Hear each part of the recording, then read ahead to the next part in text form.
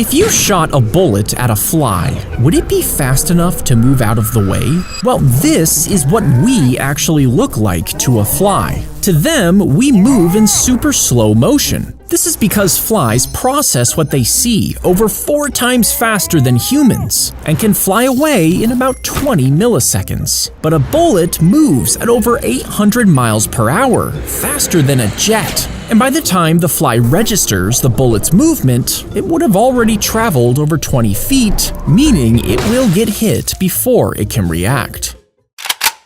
The attacker fired the gun, aiming directly at the man, but at the same time, he put his bag up to cover his face, and instead of piercing his skull, the bullet hit the bag and flew straight into the iPad inside. It lodged itself in the metal, leaving the man unharmed, and he managed to tackle the gunman to the ground, holding him there until the police arrived.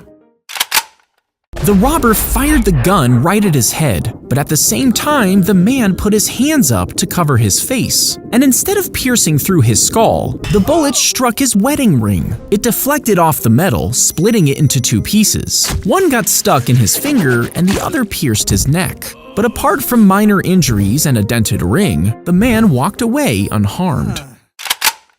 The soldiers fired at the magician, who would catch the bullets between her teeth. You see, the bullets were actually blanks, and when they fired, she would reveal the ones she had hidden in her mouth. But one soldier forgot to swap his round, and when the guns fired, a real bullet struck her in the stomach. Her husband rushed to help her, but the wound was too severe, and both she and their unborn child died just 2 days later.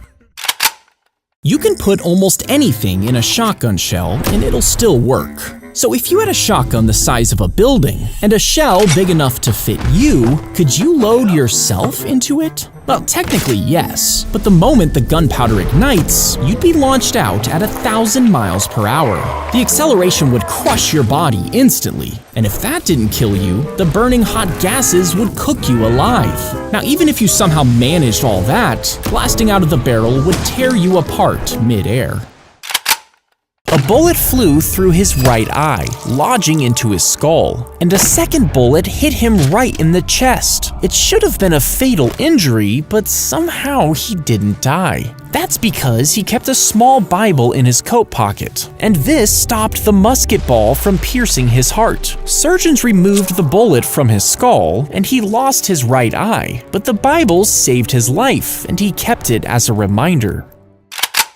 When you pull the trigger of a gun, it releases a pin which strikes the primer at the base of the cartridge. Inside this cartridge is a chemically explosive substance known as smokeless powder. The impact from the firing pin ignites this powder inside the cartridge, creating a high-pressure gas that rapidly expands. This energy pushes forward and forces the bullet out of the cartridge, driving it down the barrel of the gun.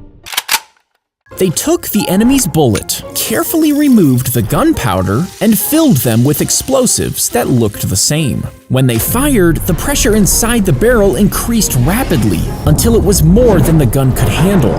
The rifle would burst apart, killing the shooter. And these fake bullets were planted one at a time into boxes of real ammo, meaning it looked like a random malfunction, not a sabotage. A single bullet was fired from a rifle on a 6th-floor window. First, it entered JFK's upper back and traveled downward, exiting through his throat. Then it struck the governor in the back, shattering a rib as it tore through his chest. The bullet continued, exiting the governor's chest and hitting his right wrist, breaking a bone.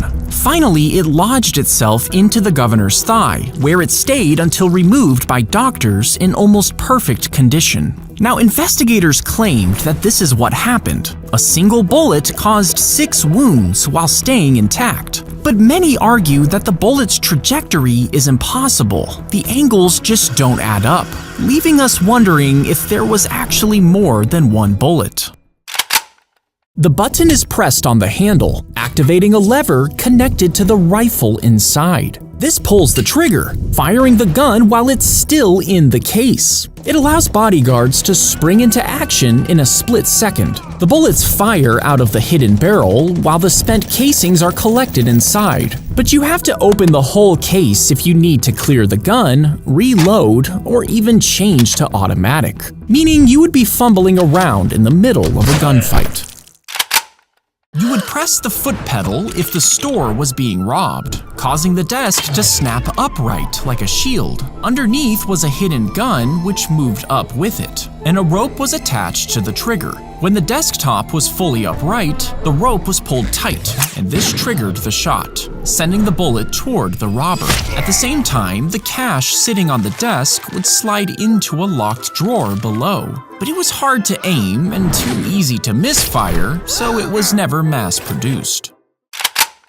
If you shot a gun at another gun and the bullets happened to collide, they would most likely shatter due to the high-speed impact. But sometimes, if the bullets are made of the same material and the conditions were just right, the intense heat and pressure of the collision could cause the bullets to fuse together into one lump of metal. If you put your finger in the barrel of a gun, some people think it would stop the bullet and make the barrel explode. But that's not completely true. Doing this would easily shatter your finger as the bullet continued on. Now, if the gun has an incredibly weakened barrel, your finger might be able to plug it enough to trap the expanding gases. The old barrel wouldn't be able to withstand the pressure and could explode, but the bullet would still most likely break your finger and shoot out. When the bullet is fired, it gets stuck inside the metal ball attached to the barrel, and as it flies toward the criminal, the weight slows it down by 80%. Once it hits, the ball spreads the bullet's force over a larger area, meaning it's less likely to penetrate the skin and instead just leave bruises. This stops the person from attacking, but leaves them relatively unharmed. If you shot a bullet next to a supercar going over 2,700 miles per hour, their speeds would match. So could you just reach out and grab the bullet? Well, the bullet would be almost 200 degrees, meaning you would get seriously burned. It'd also be spinning thousands of times a second, which would peel the skin and fat right from your hand.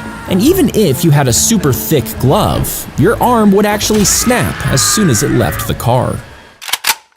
Each barrel would fire at once if there was a prison riot approaching. You see, these barrels were packed with gunpowder and a single bullet. And when the trigger was pulled, sparks dropped into the chamber, igniting each one. The moment it fired, it would spray bullets in multiple directions. And in a crowded hallway, this would hit several inmates at once, putting an end to the prisoner uprising. When you put a cartridge into a revolver, it fits into a hole on the cylinder, which is then pushed back into place. As the trigger is pulled, the cylinder rotates, positioning the cartridge in line with the barrel and the firing pin. The hammer, cocked and released by the trigger pull, hits the firing pin, which strikes the primer on the cartridge. This ignites the gunpowder, creating a rapid expansion of gases that propels the bullet forward through the barrel.